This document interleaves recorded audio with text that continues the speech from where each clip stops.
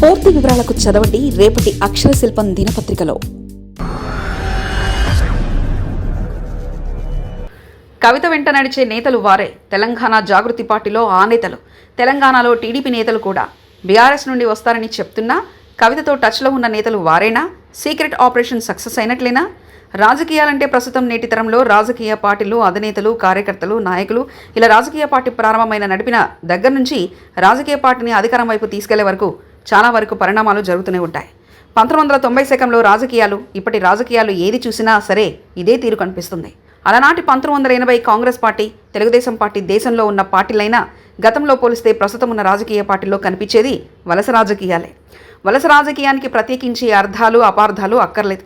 ముఖ్యంగా వలస రాజకీయం అంటేనే కొత్త పార్టీలోకి పాత నేతలు వెళ్ళడం. కొత్త పార్టీ ప్రారంభించినప్పుడు రాజకీయ నిరుద్యోగులుగా ఉన్న వారందరూ అదే కొత్త పార్టీలో చేరడం, అలాగే ఇప్పుడు తామున్న పార్టీలో తమకు అసంతృప్తి, ఇబ్బందులున్న కారణంగా కొత్త పార్టీలోకి వలసబాట పట్టి ఎట్టి పరిస్థితుల్లోనూ కొత్త పార్టీలో తాము మంత్రులుగా ఇంకో రకంగా నిదానంగా ప్రయత్నించడం, ఇలా అన్ని రకాల రాజకీయ ప్రయోజనాలు మాత్రమే కొత్త పార్టీలోకి నేతలు చేరుతూ ఉంటారు. ప్రస్తుతం ఇలాంటి పరిస్థితి తెలంగాణలోని కీలక నేత కవిత పెట్టబోయే కొత్త పార్టీలో ఉంది. తెలంగాణ జాగృతి అధ్యక్షురాలు కవిత ఈ నెలలోనే తన పార్టీని ప్రకటించనున్నారు. అయితే కవిత పెట్టబోయే కొత్త పార్టీలో ఎవరెవరు చేరుతున్నారన్న ఆసక్తి నెలకొంది. బీఆర్ఎస్ నేతలు ఎవరైనా కవిత పార్టీలో చేరే అవకాశం ఉందా? ఇతర పార్టీల నుంచి నేతలు వచ్చి కవిత కొత్త పార్టీలో తీర్థం పుచ్చుకోనున్నారా అన్నది హాట్ టాపిక్గా మారింది. అయితే బీఆర్ఎస్ నుంచి ఎవరొచ్చే అవకాశం ఉండకపోవచ్చనేది గులాబీ పార్టీ నేతల అంచనా. కానీ అసంతృప్త నేతలు బీఆర్ఎస్ను వీడి కవిత పార్టీలో చేరే అవకాశం ఉందని కూడా చెప్తున్నారు. అది ఎన్నికల సమాచారం. అయితే కవిత అనుచరులు మాత్రం బీఆర్ఎస్ నుంచి తమ పార్టీలోకి వచ్చే నేతల పేర్లు గోప్యంగా ఉంచమని అంటున్నారు. గతంలో జాగృతి నేతలను బెదిరించి మరీ రాజీనామా చేయించిన సందర్భాన్ని గుర్తు చేస్తూ పార్టీలో చేరే వారి పేర్లను బయటకు వెల్లడించలేదని, అయితే పార్టీలలో ప్రాతినిధ్యం లభించలేదని నిరాశతో ఉన్న నాయకులు వస్తున్నారని చెప్తున్నారు. కవిత ఎప్పటికైనా తిరిగి బీఆర్ఎస్లో చేరతారని, తండ్రి పార్టీలో ఆమెకు సముచిత స్థానం లభిస్తుందని, అప్పుడు కవిత కోటాలో తమకు టికెట్లతో పాటు కీలక పదవులు కూడా లభిస్తాయని మరికొందరు అంచనాలతో పార్టీలో చేరే అవకాశాలున్నాయంటున్నారు.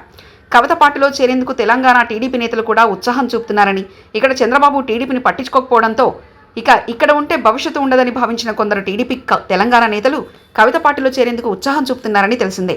ప్రధానంగా మహబూబ్ నగర్, ఖమ్మం జిల్లాలో వీరు ఎక్కువ మంది ఉన్నారని చెప్తున్నారు.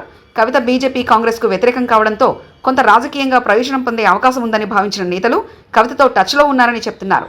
కవిత పార్టీలో చేరబోయే నేతలు ఎవరన్నది ప్రస్తుతానికి సీక్రెట్గా ఉన్నప్పటికీ ఈ నెల 25వ తేదీన వారి పేర్లు వెల్లడయ్యే అవకాశం ఉంది.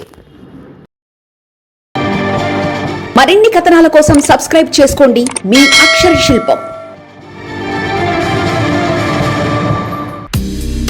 పూర్తి వివరాలకు చదవండి రేపటి అక్షర శిల్పం దినపత్రికలో.